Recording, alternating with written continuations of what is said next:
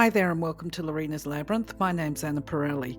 The comments that you see here are my views, beliefs, opinions, and sometimes they are not even my fully formed views, beliefs, and opinions. However, they are my understandings. Please do retain an open mind and reflect on any of the content and your comfort levels. If your views differ, please feel free to leave a comment. Also remember, it is possible to disagree in respectful ways. My way is not necessarily your way and vice versa.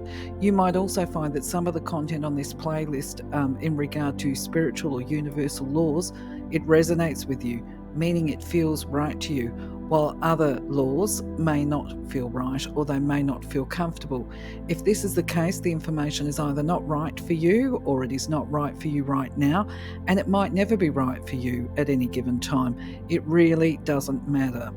As an earthy and practical person, I can put my hand up with all honesty and say that I have at different times had the same feelings about some of the content in here. And with some of them, I still have a level of skepticism within my viewpoints, but I choose to retain an open mind about the things that I don't fully understand for a few reasons. Firstly, because I believe it would be supreme arrogance to think that we all know all of the answers while we have a body. And because what is right for one of us is not necessarily right or suitable for all of us, and I choose to respect the differences. Please do leave your opinions, beliefs.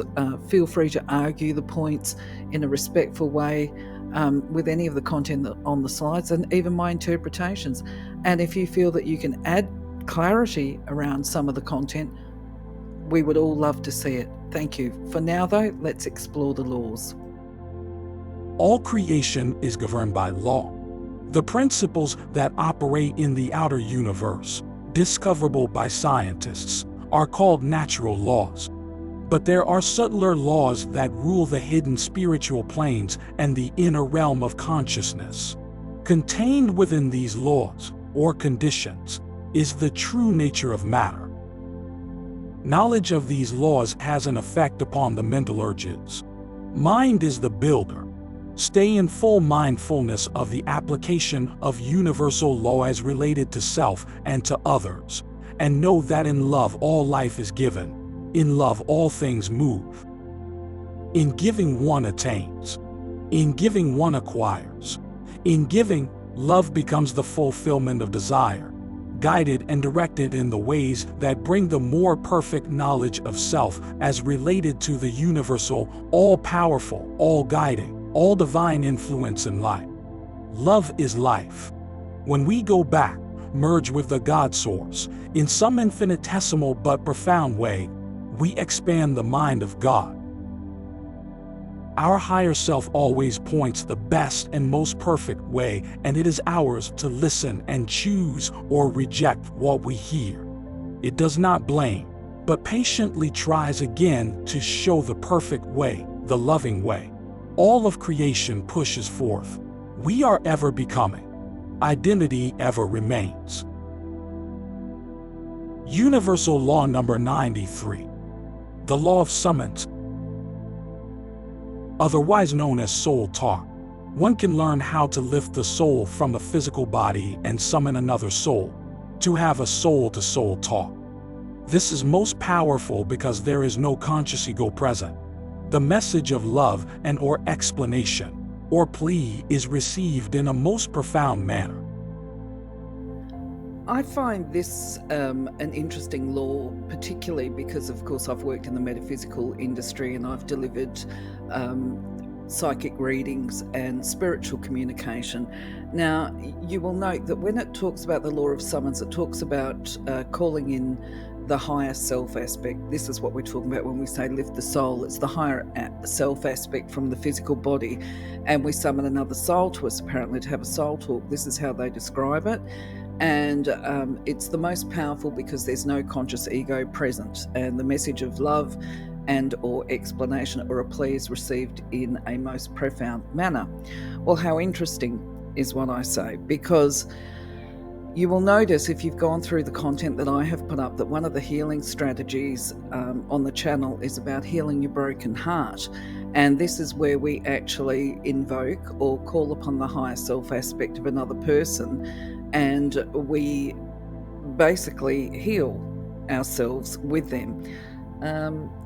Just to put this into perspective for the sake of this law, what we do within that context is we visualize them standing in front of us, especially if they have hurt our heart, if there's broken love or, broken heart sensations or whatever. The idea is that we've extended love to a person and they haven't treated our love right, they've devalued it or whatever, and we basically summon the higher self aspect to give back the little bit of our heart that we gave to them so that we can take care of them, take care of our heart ourselves and reduce some of that fragmentation. So they call it an act of summons with a release of ego. I would probably not necessarily describe it that way, because in my experience, you don't have to be super evolved, shall we say, or super enlightened to be able to do these activities. However, at the time that we do the activities, it is important that we raise our vibration to these higher levels. And we are human, so being able to sustain those higher levels is not always possible, but I believe that we can do it at will. So what I say to people is when you need to resolve a personal conflict with another person, and this is particularly if there has been heat and disputes or whatever, that you can actually work to communicate at that higher level, but you must come from a space of calm, is how I say to people. Like if there was somebody that was having a blue with somebody else and I'm just trying to think of an example perhaps. Look, I think we'll stick with the broken heart one, where there's hurt feelings and somebody's very bent out of shape because they feel very mistreated. That I always say to people, when you do these exercises, you can't go in there going, give me back my heart, you hurt me. You've got to go into that space saying, from that very calm, so you get yourself sorted before you go in, you get yourself balanced, you work to raise your own vibration, and then you would summons the person's higher self aspect, and you would also call upon your own higher self aspect in this process. And you would basically say to them very peacefully, with firmness and kindness, I request that you return my heart to me, the fragments of my heart, under grace and in the divine way, so that I can take care of it until such time as you're ready to treat my heart with the respect that it deserves. Something like that. So I probably, without reading this law, wouldn't have recognised that what we were doing in that activity was doing the law of summons. We were actually doing it. I would, however, agree that it is an extremely profound healing experience, and that we don't enter into it with anything less than the best intention for both parties. And when I say profound, it becomes a very profound experience, because the healing that occurs from that experience, from doing the summons, if we're talking about healing a broken heart, it happens so quickly after that and so peacefully.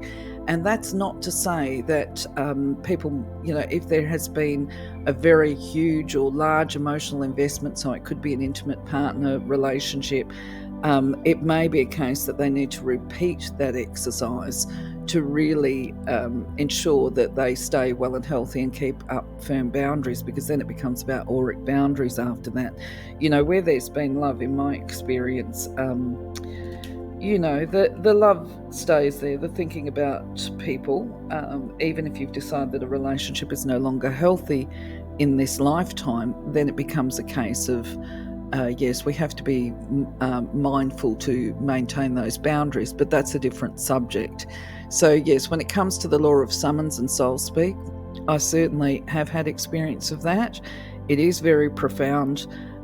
It doesn't always happen in that regard. I remember one time I was offering free readings in a group, and one lady's energy was particularly strong, shall we say. I used to try and give readings to people, first in best dressed rationale, but this lady, her energy, I actually sort of thought to myself, I'm going to have to do a reading for her, even though she's not the first one.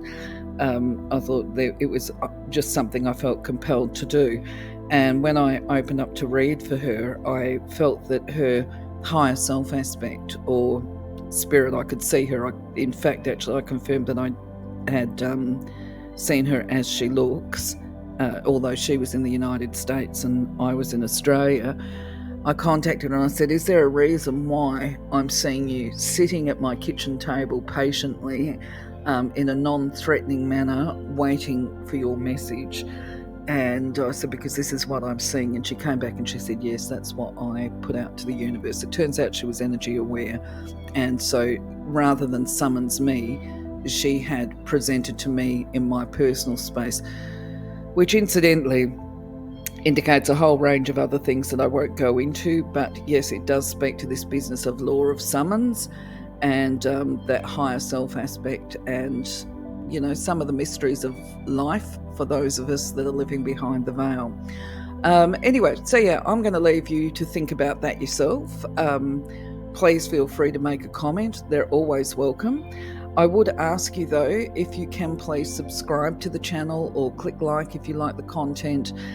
If you want to put up a comment, that's always helpful as well, because that helps us with the YouTube algorithm and it helps to build the channel. So I will say thank you very much in advance, and I'm going to leave you with these thoughts for today. Take care, have a beautiful day, beautiful week. I'll catch you on the next video. Bye bye for now.